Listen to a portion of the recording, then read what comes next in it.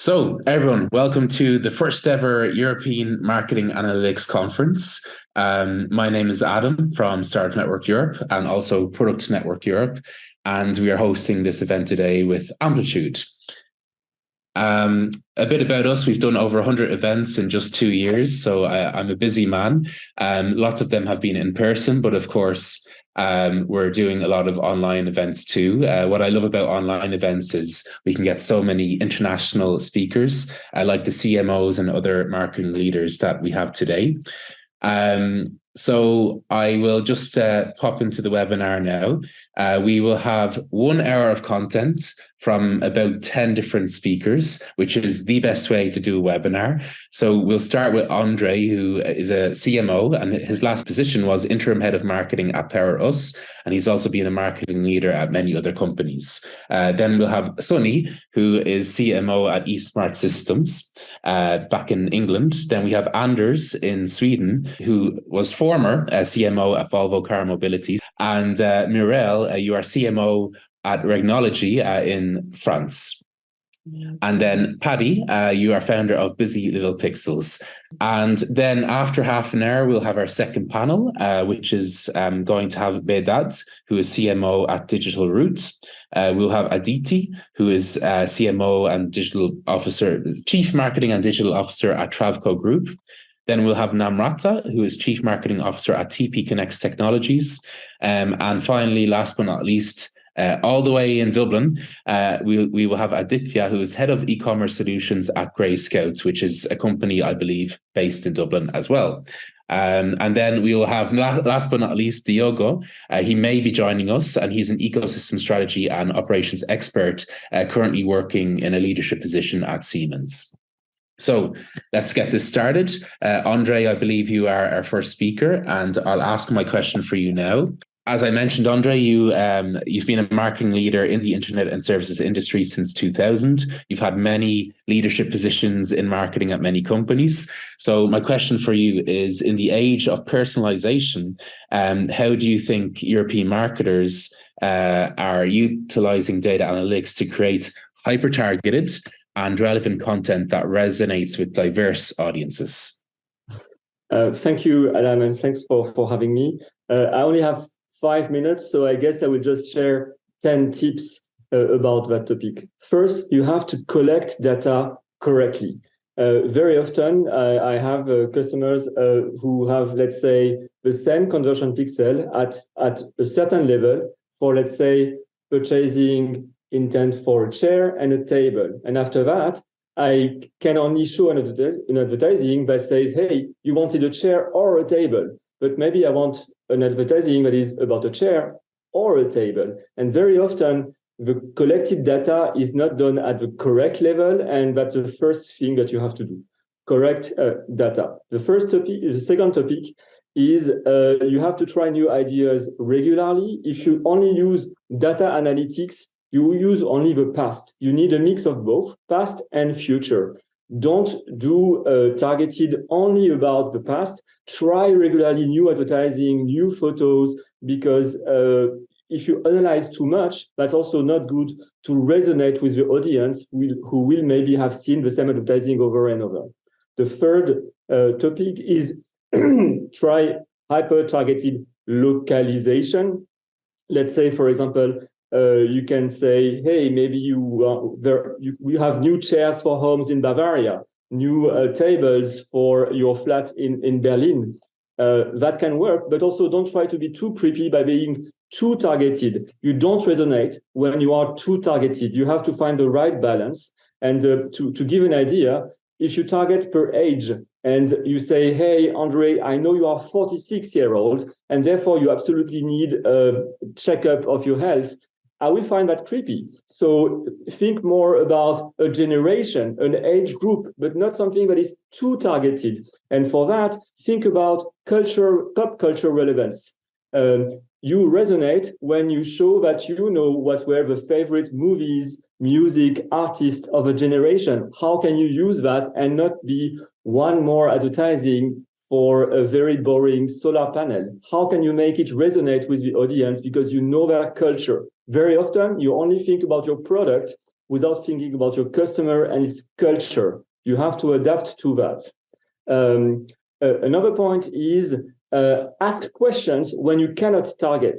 Actually, you can be super relevant even if you don't know where somebody is living. By the way, sometimes you make an advertising about, let's say, Bavaria, but somebody is maybe just visiting Bavaria and not living in Bavaria.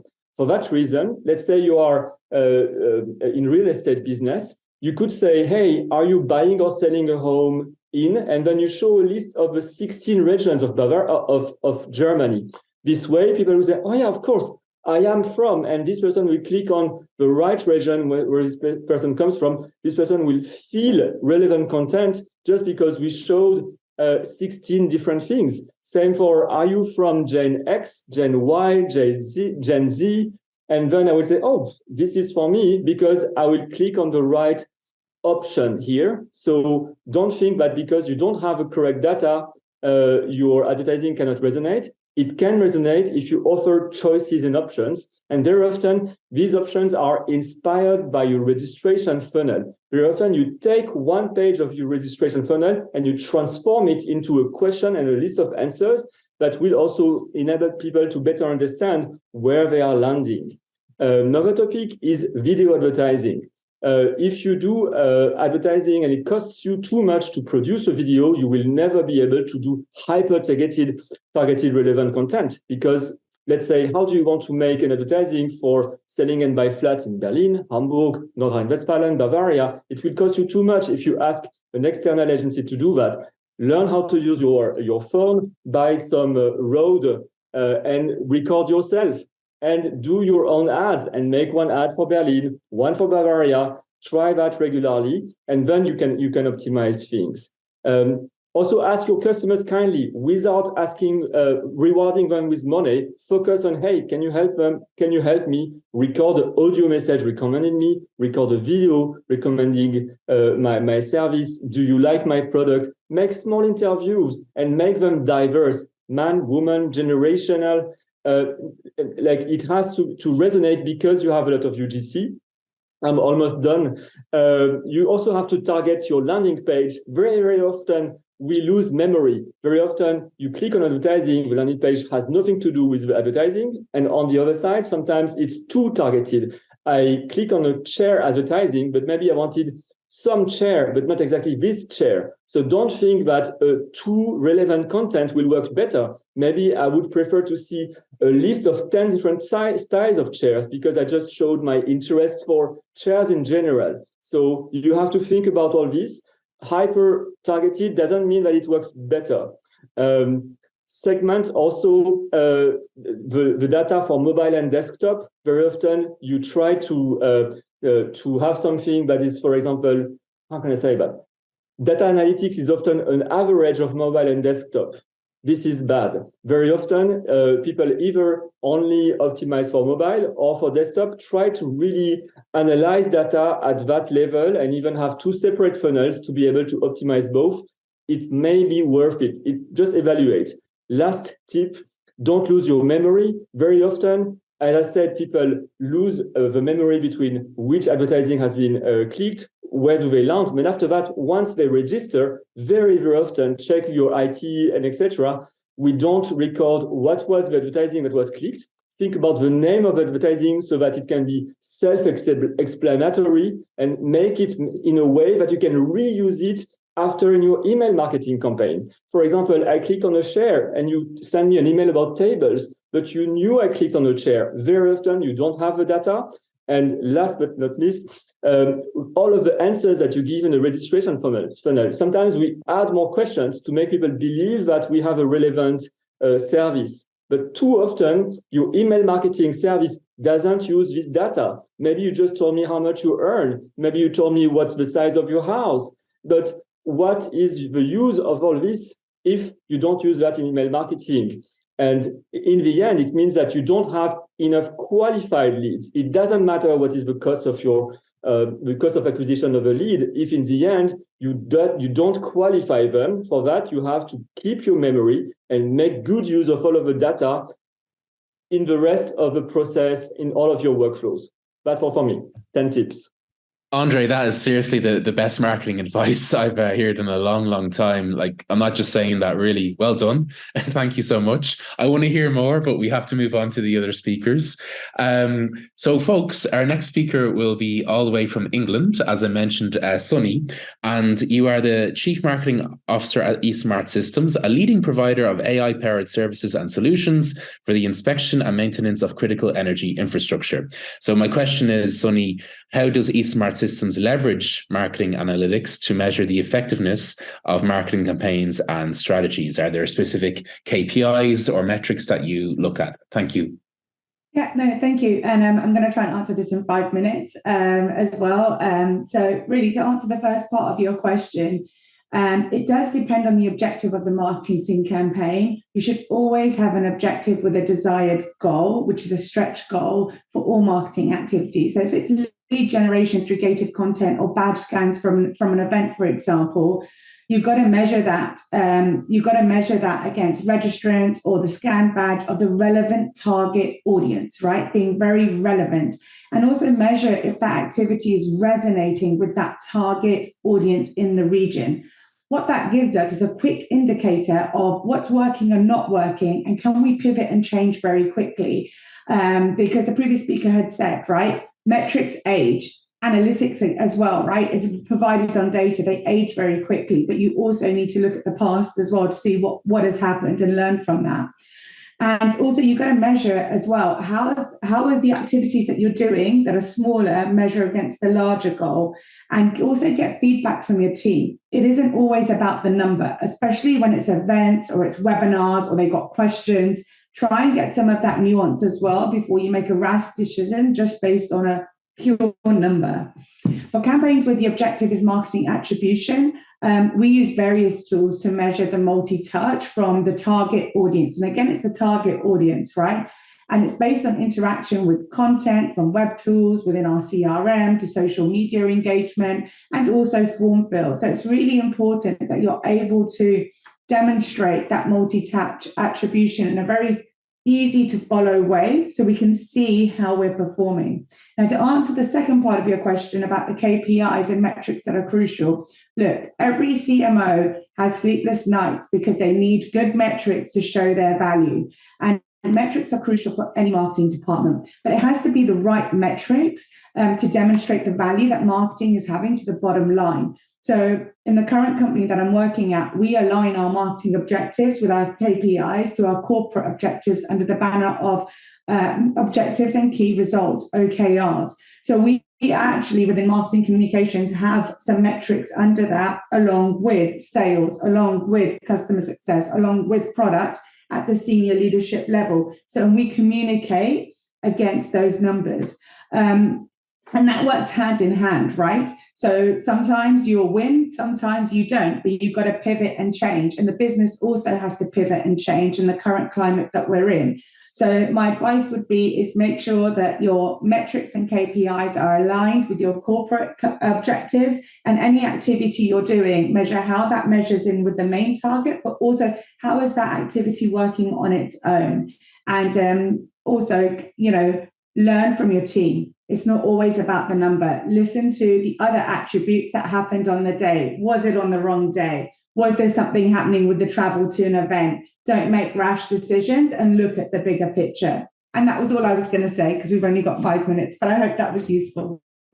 Thank you. Really useful. And, I will say, just for all the speakers here, saying something in 5 minutes, it's way harder than saying it in 10 or 20 or 30 minutes. So thanks for putting all that information into a short amount of time, Sunny. Thank you. And now we go from England, where Sunny is, to Stockholm in Sweden. And Anders, you are a marketing leader whose previous positions, your last position was CMO at Volvo Car Mobility.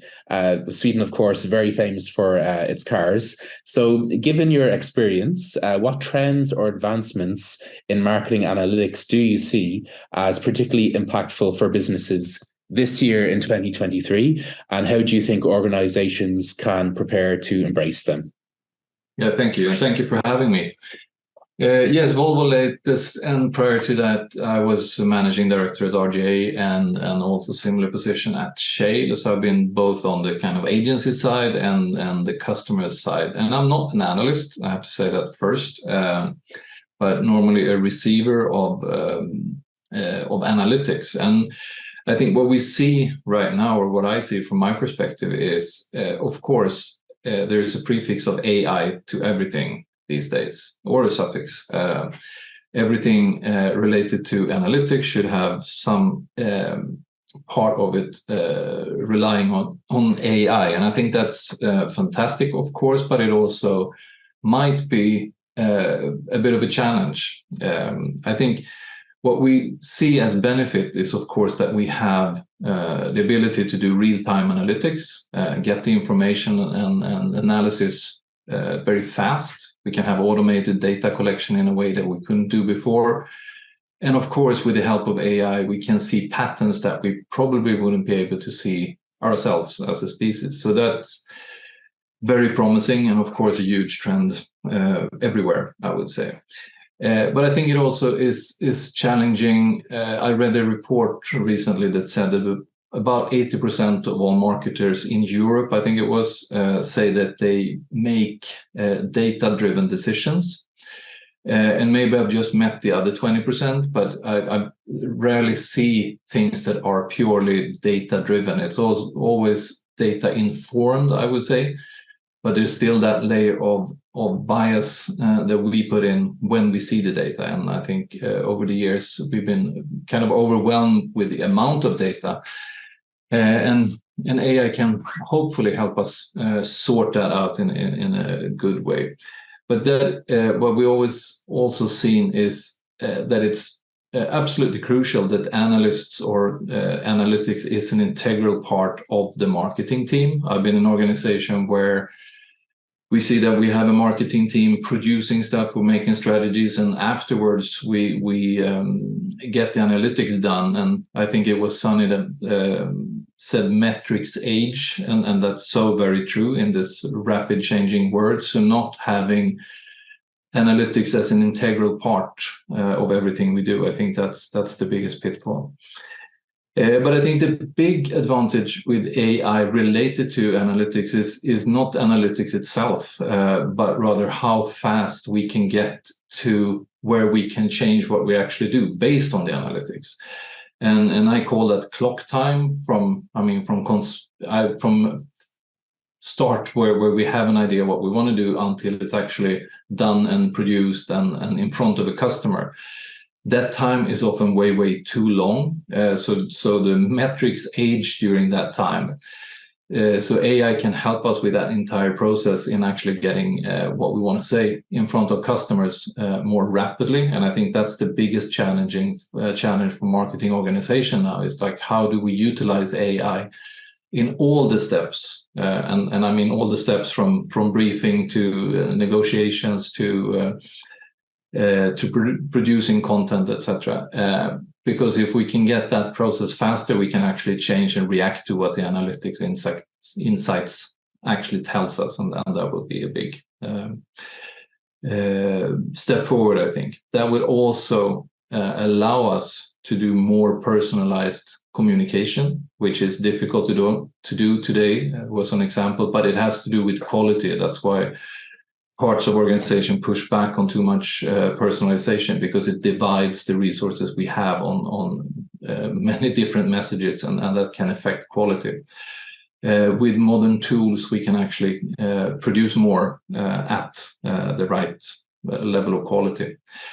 And then in the end, we can have what we all dream about. It's not analytics, but predictive analytics is saying what this going to lead to in the future. That's what we were striving for. Not skating to where the puck is, but where the puck is going to be, as Gretzky once said, for those of you who remember him. I have no clue how much time I spent. I felt like I was rambling on. Are we? You're okay. Yeah, you're okay. Yeah. So, yeah. That's what I see, a lot of benefit from AI, not necessarily only in analytics department, but how we actually are able to react to what the analytics tells us. I think that's going to be the biggest change going forward. Hey, Anders, thank you so much. And we're actually doing very good for time. Mireille, we go all the way to Paris, I believe. And Yes. Brilliant. So my question for you, you're CMO at Regnology, a global leader in financial and tax regulatory reporting solutions for regulators and regulated firms. And my question for you is, how do you utilize marketing analytics to effectively target and engage both regulatory bodies and regulated firms, ensuring that your solutions resonate with their specific needs and pain points in what is a very ever-evolving landscape? So thank you, Adam. I'm probably going to be echoing some of what André, Anders, and Sunny already said. I would just give a bit of a context. Regnology, as you said, we're working in the RegTech space, which is a niche market. And when I started, I joined Regnology in 2022. We have set the company, although there's 30 years of legacy of presence in the market, we actually started building up the company over the past 18 months as a more of a high growth, transformation driven company and data driven also. So just resonating to what Sunny said, one of the mandate when I came is make Regnology more digitally mature and connect it with the KPIs that the company has. We also have to deliver on growth and awareness. But when I joined, we had already quite an existing presence with regulators and regulated, but contrary to others, maybe the number and the data available was little to none. So there was a huge focus on doing a lot, but little intel on how they were performing. So for me, marketing analytics is more of a way of allowing me to have to make more informed decisions. And what we had to put in place was a test and learn approach. We had to go from scratch and across all the key channels that we have, try and test what were the best combination of content, because that's the core. What's our value proposition? What's our content? What are the pain points we're addressing? And try and see for regulators and regulated that we had to find across our different channels what were the ones and the combination that worked the most. So it was test and learn, put in place all the foundation that you would expect for a digitally driven company, and then try and find findings and see what resonates. I'll just give a few examples of what we identified work, because it's so small. Usually if you go into LinkedIn and you try and build the target audience, it's tiny, it's below the threshold. So you have to be a bit smart and test a few things to manage to have something that is more of a matter of fine art than mass outreach and browsing tons of data. So giving an example, LinkedIn, we often say LinkedIn is an effective channel for B2B. And I would say, yes, indeed. But analytics helped us, I would say, to fine-tune and calibrate how we produce content, but that was leveraging on a content strategy that we defined ahead of time. Branding, messaging, be consistent. And I would say that one key in how we approach the markets and our different target audience is making sure that we are consistent across the board and that we create a sort of holistic, nice virtuous circle across the different channels. So LinkedIn proves very well for awareness, and it worked, I would say, both for regulators and regulated, and helped to expand the recognition of the brand. Other tests we did was Google Ads. Google Ads using the keywords to make people resonate, RegTech, regulation, like it's part of the compliance world. So it's not things that are the best or the most that would resonate the most with people across the board. But we tested a few campaigns for awareness, corporate level, solution lines. And what we saw that would really deliver results, despite targeting this mass world and trying to find our decision makers amongst them, was solutions that were able to deliver results in a shorter time frame. Regulation, you can have a new regulation in place now that will be implemented in 5 years. You have to find a way, and what is the most effective is regulation that had a shorter time window of implementation with solutions that were clear. So that was another interesting finding. And the third one I would say would be on our nurturing campaign. So here we're leveraging HubSpot. And as I said, content and being consistent in the messaging we put out is how we engage with our audience. So we did it across the board for regulators, for regulated, across our different solution lines. One interesting finding, our regulator target audience are the ones that engage more with content now That's great to see them read and consume. How does that convert? Because at the end of the day, as Sunny was mentioning, you have KPIs you have to respect and you have to participate in the corporate structure. What we saw is, and that's very different from where I worked in other more fintech-oriented space, is that smaller sized regulatory bodies were the one that engaged the most with forward-looking kind of content or tech-oriented content. So this is one thing that we'll be leveraging more and more as we go. One thing I would say is we continue as we go to not only capture analytics at the level of each channel and to see how they perform, but we try to have a more of a holistic view and see what kind of content, what kind of format resonated the most. As we move forward, I think that as much as marketing analytics allowed us all to be less in the guesswork exercise and be more informed on what we're doing, how they perform, I think that with privacy, GDPR, we are confronted to the limitations that may come with less data being available. So I think that more than ever, yes, we should leverage tech as a way to amplify, as a way to make more informed decisions, but the focus should be on the quality of the content. If we don't understand our audience, we don't test and learn, we don't see what resonates with them, they're not going to be willing to share any data with us. And we have to find a way for them to willingly share more information so that we can deliver more quality. And as mentioned, AI, I think there's also a great potential in identifying what for us humans, as and this was mentioning, we cannot see correlation of what impacts the most the combo of content and channel. I think there's great potential there. And to finish, I would say that marketing analytics is not only a way for us to have a better intel on how our audience resonates with our content. I think it's a great tool for us marketers to explain to people that are not privy to the intricacies of marketing, how we perform and how we are more than a value creator, brand awareness creator, we actually contribute to growth. So that's it for me. Thank you. I didn't take too much time. No, it's fine. This is a great webinar, actually. I have to say, great energy. Thank you, Mireille. And next up, we come all the way back to my city. Well, I think you're, Paddy, I think you're based in Dublin, right? I am, yeah. Yeah, brilliant. Good. Great city. So you're very welcome. And thanks for agreeing to be here. So Paddy, my question for you is, so you are a founder of BusyLittlePixels, which is a fractional CTO company headquartered in Dublin with distributed bases in Austria, the UK and Netherlands. You've also been a CTO at some major companies, including a NASDAQ listed company. So it's great to get a CTO perspective on this. My question for you is, as marketing analytics tools become more sophisticated, how can organizations, particularly smaller ones, ensure that they have access to the necessary resources and talent to make the most of these tools?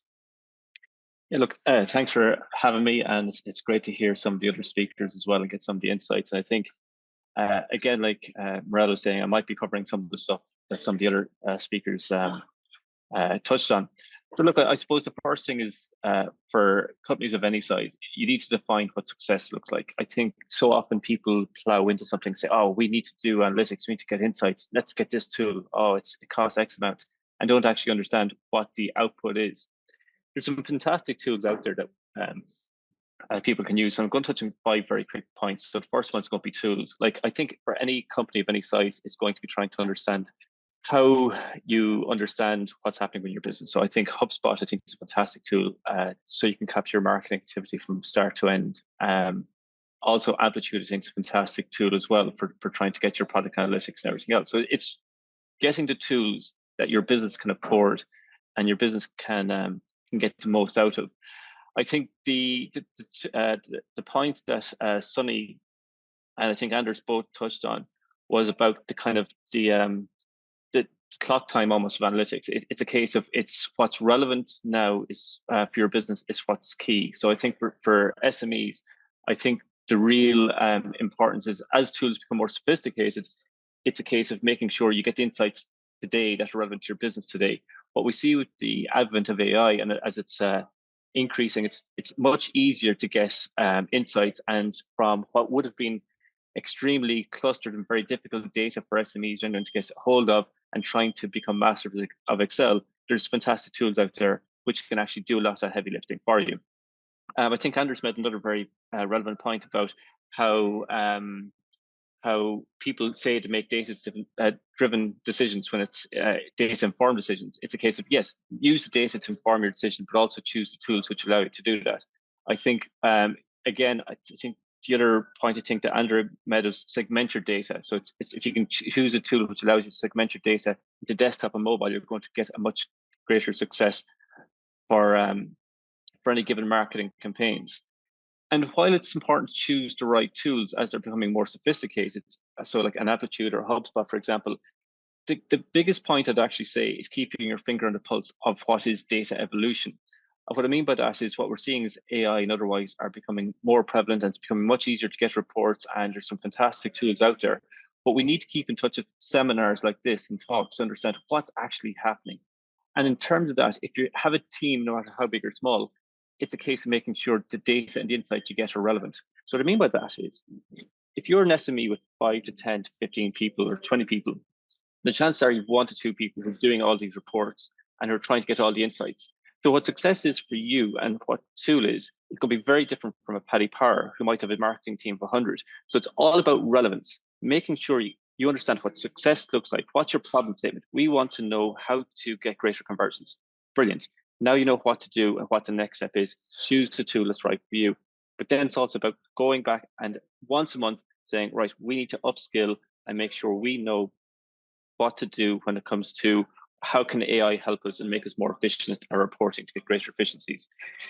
And the other thing with a lot of companies as well, as I know there's a lot of people here today hoping to get some insights from some fantastic speakers. I think compared to Mireille, Anders, Sonny, and André, I think they've given some fantastic insights already.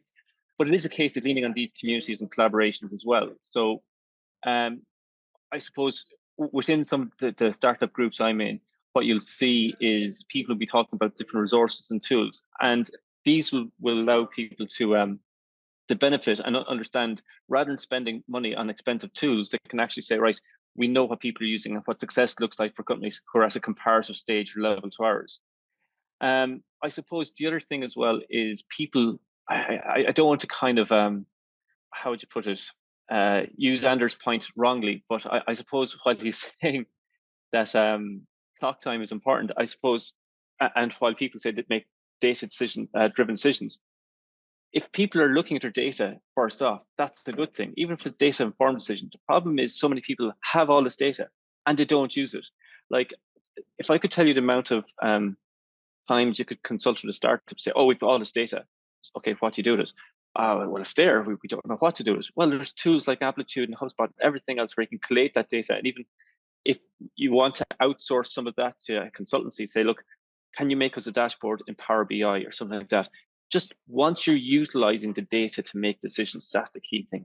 The problem and challenge of small companies is they're afraid to. It seems too big. There seems too much. I'd say everyone should just take a step back and say, well, what does success look like? If that's your first question, you can define that, which actually seems like a simple question. Define what success looks like. Then your data-driven decisions, the marketing tools, everything else become easier because you're actually going towards a certain goal, and continuous development, continuous learning, and everything else is key, because what's relevant today might not be relevant tomorrow. I think it might have been Sonny and André who said that at the start as well. That's your I suppose the clock time and the metrics age is absolutely key, because that's the key to success. Again, I'm conscious of I might have gone over 5 minutes. Again, like Adam would have said at the start, you think you know everything, you try to squash into 5 minutes, and it's impossible. You kind of go, what should I say? How should I say it? So apologies for running over, but hopefully that would have given some insight and given some knowledge. Paddy, thank you so much. And we might see each other tomorrow as well at the Irish Startup Conference. So we'll chat then, hopefully. And folks, I've asked 3 poll questions so far. What will happen is after the next speaker talks, I'll reveal the results to you, just so you know who is here in the webinar. And it's good to see we have a good mix. Not everyone is B2B. We have people who are B2C or both, as well as a big part of the audience. So that's our first set of speakers. Thanks to all of them for taking part. And now we will move on to our second set of speakers, starting with Behdad. And Behdad, you are CMO at DigitalRoute, which is helping enterprises to simplify and accelerate their transition to anything as a service and subscriptions business by enabling them to accurately and reliably manage their user usage data. So my question for you is, marketing analytics often involves tracking customer behavior and engagement. So how does your team at DigitalRoute use data analytics to gain a deeper understanding of customer journeys and preferences, and how does this inform your marketing decisions? Long question, but thanks very much. Absolutely. Thank you very much, Adam, and hello, everybody, and thank you for all of your insights so far. So just to put a little bit of a context for everybody listening, is that what we do resides in business to business, and I would say it's also a little bit more of the more complex business to business environment. And what do I mean by that? It's that the type of product that we provide, which is a data management backend to basically enable any company to become more subscription led or fully subscription led. Anybody who's on the call probably have Netflix and Spotify, but if you can envision that basically any business, any industry is considering adding that as an option to their offering, there are many, many more businesses across industries, and that's pretty complex. And why I wanted to start in this direction is because in order for me to answer that question, we need to know the context it occurs within. But now to my, I guess, reflections and advice on how we do and how that could be utilized. First of all, one needs to acknowledge that the marketing tech stack today is extremely pervasive. It's big. We use many, many different tools, most of us. And I'll give you a very transparent example. Within DigitalRoute, we are just short of 35 different tools within our marketing tech stack. And just to give a little bit of flavor what that entails, it means anything from, say, contact sourcing, that most of you would probably know exactly what that is, but also doing more of the account analysis, all the way to the obvious things such as web traffic analysis, Hotjar, all the way over to obviously everybody's buzzword today, which is AI and how we use that. Yes, there is a whole load of tools that we use either to take execution measures on or to track. One of the challenges for us as a team, which we work hard on, is to how do we reconcile that into one single dashboard so that we can start to connect the dots. Because for a buyer journey to make sense for us from a data analytics perspective, we need to see how we communicate through different type of channels based on the knowledge we have on the addressable targets and contacts that we have. And then we want to measure and follow how the execution is faring. How are we progressing? So let me give you a clear example now. So we know that we want to target companies within software as a service. We are targeting a specific slice of, let's say, 100 million ARR. And we're also looking for a specific persona. When we do the account analysis and we understand the type of persona you are, Adam, then we want to deploy our communication with befitting content, given our analysis of you or where you stand in your business. So then we deploy that across multiple channels, whether that is LinkedIn that some have mentioned, or whether it's actually podcast and similar type exercises. And of course, would be YouTube X, our own homepage. Being able to correlate all of those different data points is one of the main kind of challenges, but also a space we put efforts in. There are tools that one can use, of course, to kind of bring all of that into one frame, be it Power BI or any other tool. But I would say that the biggest learning for us is to actually put the effort in. And why do I say this? It's because I perceive many marketeers or just organizations at large having a little bit of analysis paralysis. We just capture data for the sake of data. But honestly, we have to ask ourselves, do we sit and look at the data and question, what does that mean? How have we learned anything from this data? So if I communicated something to you, do I actually look at the data points across the different channels and look at your pattern? And then take that learning and say, now let's try something different instead and deploy that as an action. I think there's a tremendous white space here, if I might call it, in terms of behavior and processes. But I actually wanted to give a little bit of let's say, credit to the point that since it is a challenging tech stack environment we operate, that is to some extent why that is. So my recommendation to everybody is don't be a slave to data. Rather go less than more. Avoid the temptation of more data is always good. Ask yourself what you're doing with that data instead. Not just double click, triple click into the data. And then from there, beyond data, let's not forget there's nothing wrong with qualitative aspects on top of the data. I mean, I will admit that I've been doing this for about 20 plus years. Once upon a time, we actually asked people. I would ask Sunny and reach out. Can I get 5 minutes? Don't forget that that qualitative measure is worth gold. And that actually is my final advice. On any of the inbound leads that we get, we shamelessly ask. If Sunny shows up and HubSpot pops her up, we ask Sunny, what brought you here? How did you learn about DR? What specifically, exactly the one thing that you need help with? Not the 5 things, not the generic stuff. And what is the one defining factor for you to potentially make a purchasing decision? Don't forget that little small nugget at the end. Behdad, brilliant. Thank you so much. And actually, we recently did a conference for product management, and it was the same thing. You do have this data-driven approach in product management, but you can also rely on your intuition. So don't always rely on data. Really appreciate that message. So thank you. And next up, we have Aditi. And Aditi, you are Chief Marketing and Digital Officer at Travco Group, the company that integrates various platforms and industries, including travel and tourism, hospitality, aviation, real estate, security services, a long list of different industries, with asset value of over 70 billion. So my question for you is, what are some of the challenges and opportunities you've observed in applying marketing analytics to various industry sectors, and how can these insights be leveraged for cross-sector innovation? Thank you. Okay, thanks for having me over, Adam. It's a pleasure to be here, right? It's been great insights listening to the other speakers. I think a lot of things that I wanted to say have already been said, but what I'm going to do now is I'm going to try put some angle from the sector that I come from, right? So that will give a little more perspective on how we are using the data analytics and the market analytics and trying to drive innovation around it. So if you've seen the sector that I come from, Adam, it's probably has various categories. So we're talking about hotels and cruises and hospitality, which is a very lifestyle-driven brands.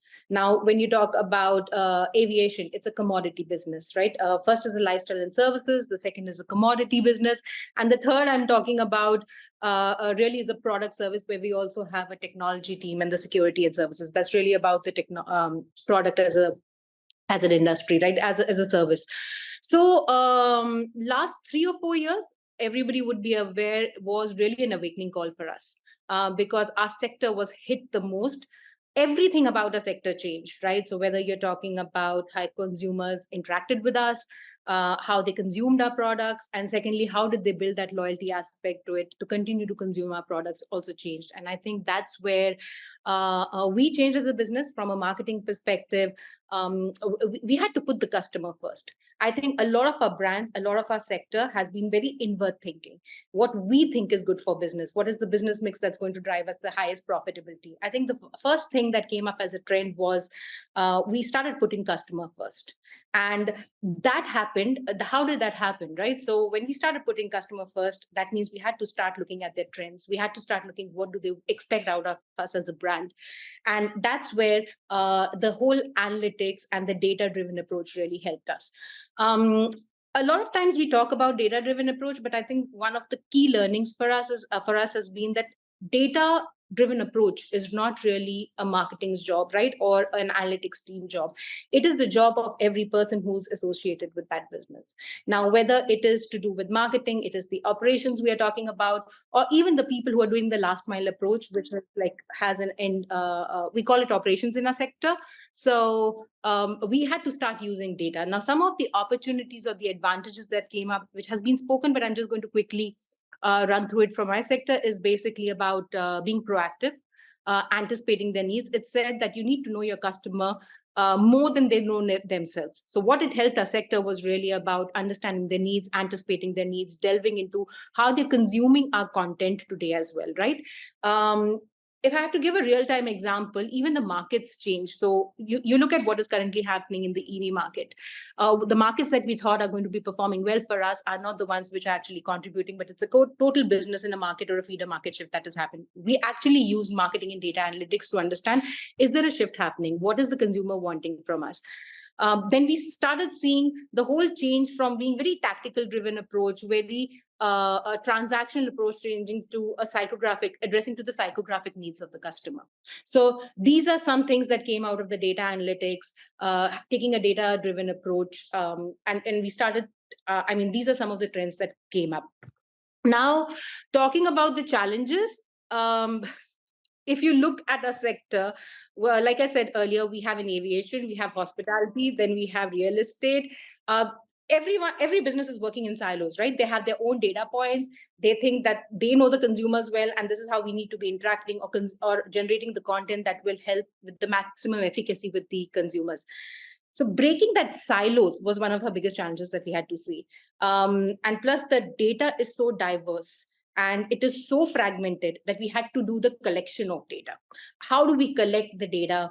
How do we actually make because data is as good as the story that it tells. So how do we collect it to make meaningful insights was one of the other challenges that we had to address. So how did we go about it? Challenges are numerous, and I think a lot of people have spoken about this, that it's very fragmented, it's diverse, there's so much of huge data points that we have. How did we go is actually taking a two-step model. Maybe it works for some, maybe it doesn't. One is understanding, taking small bits of real-time data and starting to put some actionable insights into it. We actually did some MVPs. We actually had to go the MVP route and say, okay, which is that minimal viable product that we can actually introduce, which is going to help us even understanding the data points that we have. So that's one. Number two, this has been spoken before that it's expensive when you look at tools that you want to adopt for data analysis, right? So how do you go about that? While we all know we need tools, while we all know we need technology, I think one of the things that we approached was doing POCs with a lot of B2B and B2C companies and the tech companies around us. So that gives us a feel of how that tool is going to help us churn the data or collect the data that we want, and then do a meaningful adaptation about it or an adoption about it into our business. I think these two things, that having an MVP and number two is doing POCs with the tech-enabled companies to collect and to churn out meaningful data is, I think, some of the things we did to address the challenges. Now, the third part of your question was really about how we drive innovation. Again, I'm just going to relay, but let me put a perspective of the services and lifestyle brand into it, that AI is no more, and machine learning is no more a buzzword. If we have to understand, if we have to grow the business, if we have to understand the customer, we need to know what their changing demands is and how they're going to interact with you in future. So there are three things that came out of innovation is, number one, are we able to do some predictive analysis using that data? So predictive analysis helps us in a lot of ways. I mean, this is known, doing better anticipation, understanding the consumer needs, and also anticipating the changing behaviors of consuming our product. The second is very important in a lifestyle brand for us is actually sentiment analysis. So it's not only the quantitative data. In fact, before me, somebody just spoke that it's not only about quantity, it's also the quality that matters.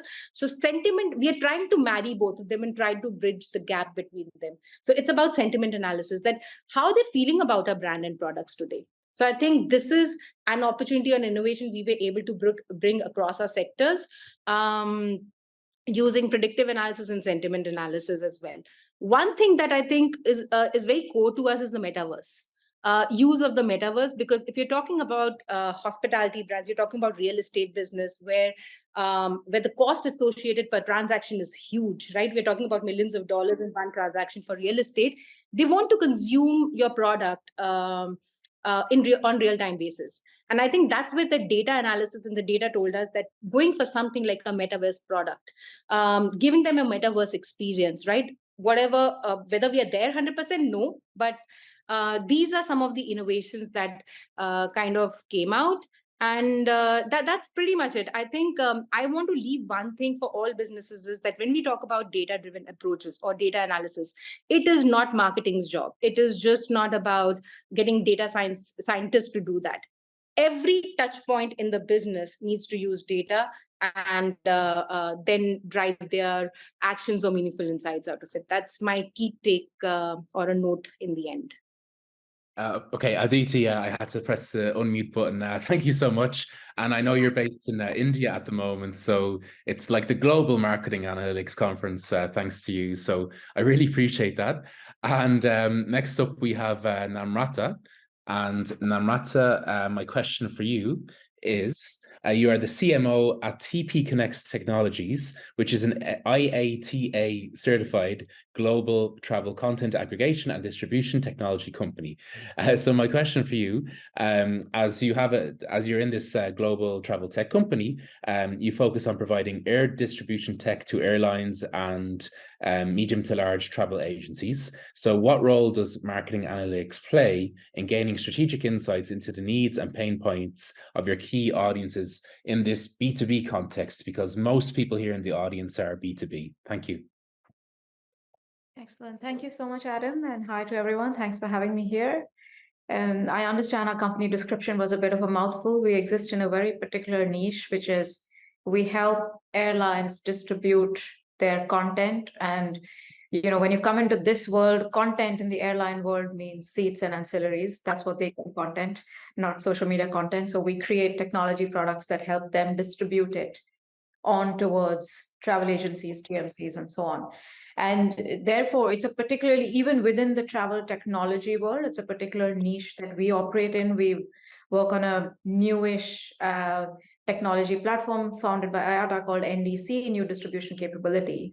And so when we look at needs and pain points of our audiences, we have to get particularly specific. So even within the airline customer base, we speak to a certain part of the airline customer base, and then we have to look at where are they from a customer journey standpoint, map out the life cycle and say, what are the pain points at each stage? And similarly, we do the same thing for travel agencies.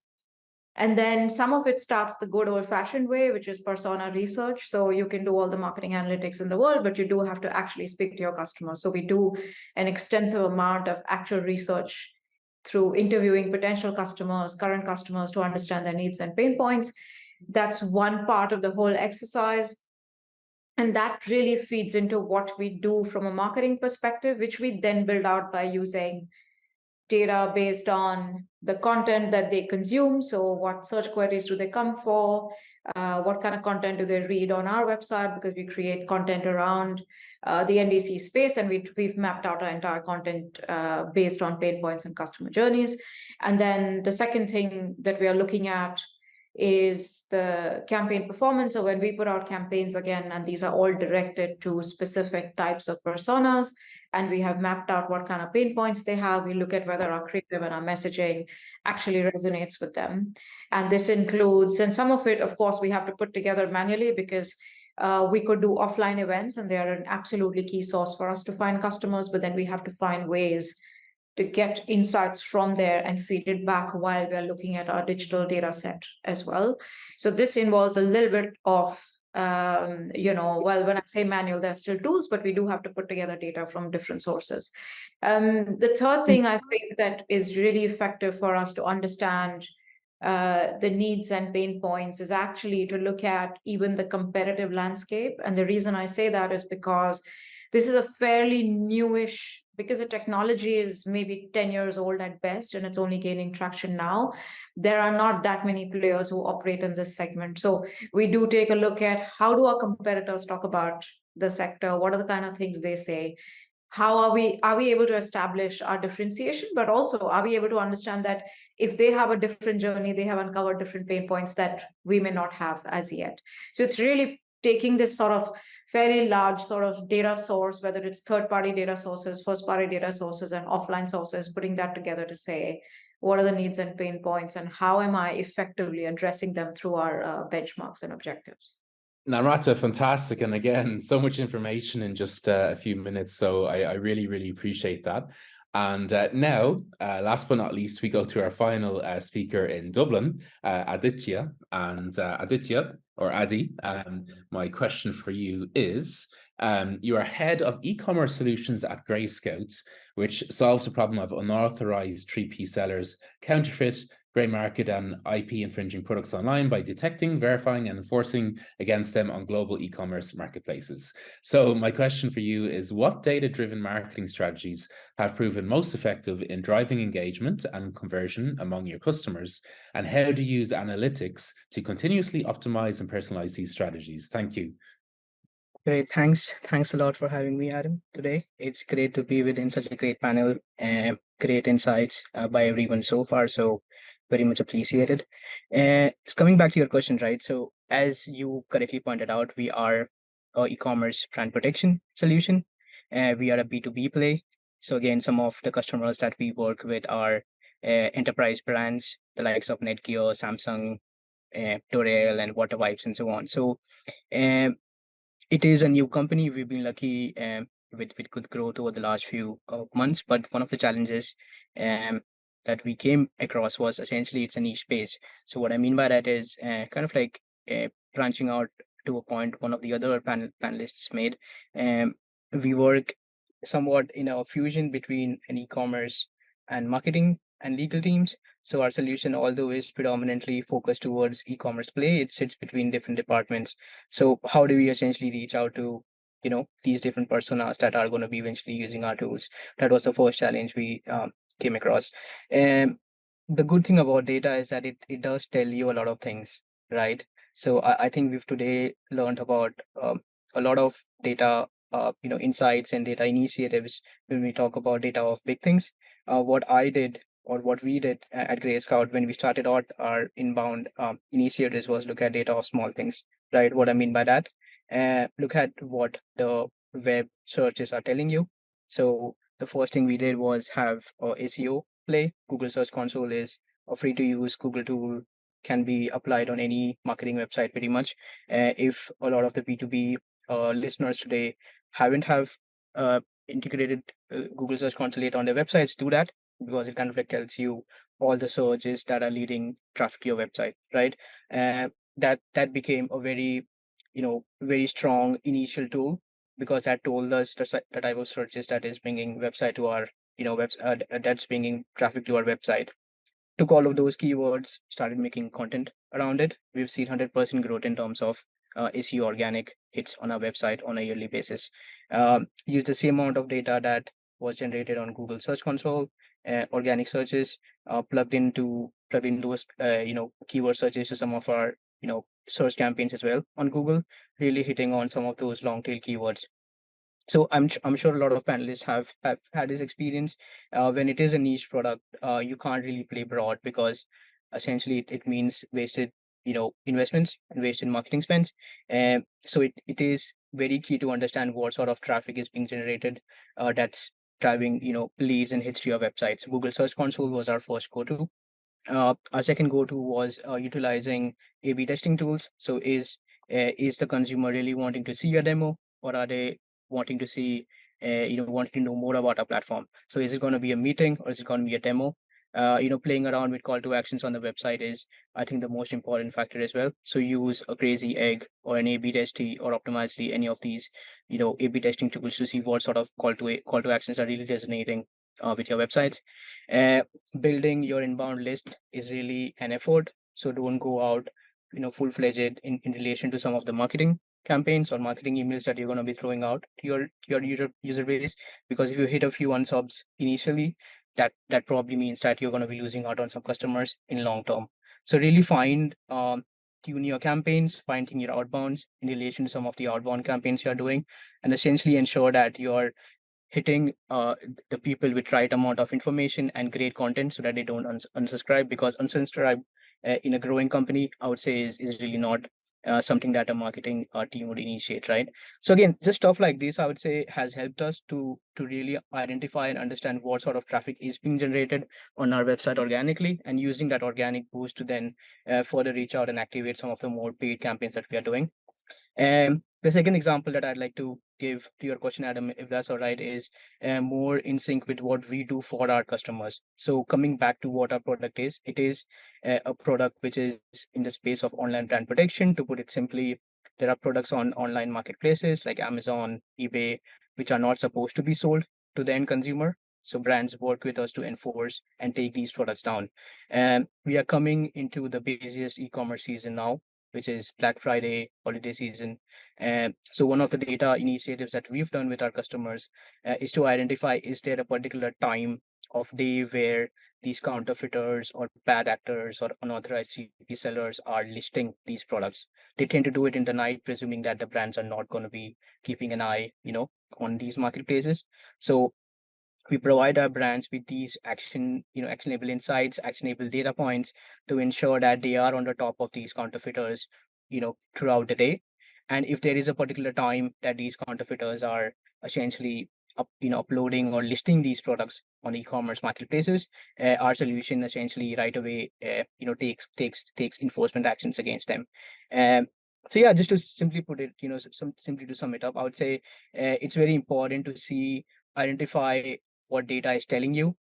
Are there any free tools like Google Search Console available to ensure that you are reading this data well, and then essentially how are you applying this data back in relation to some of the organic content, and then secondly in relation to some of the paid initiatives that you're going to be turning towards your websites for inbox. Great, thank you so much, Aditya, and I've got a lot of sun now coming in here. Thank you so much, and I promised everyone I would share the poll results. So just for today, we had such a big mix of people. Netherlands was the winner, 16% of people. Next was Germany, then Spain, Switzerland. So it was a real mix of people today. I really appreciate that. And then most of you were B2B, as I mentioned earlier. And finally, what does everybody do who attended today? Well, nearly half of you were founders or CEOs, a quarter of you were marketers, and then a quarter of you were a mix. You were students, CXOs, directors, and a lot of you were from small companies, big companies. So thanks so much. So thank you, of course, to Amplitude, and most of all, thank you to the speakers who came today. Really appreciate it, and feel free to connect on LinkedIn. Thank you so much. I will move away from this sun, and have a nice day, everyone. Thank you.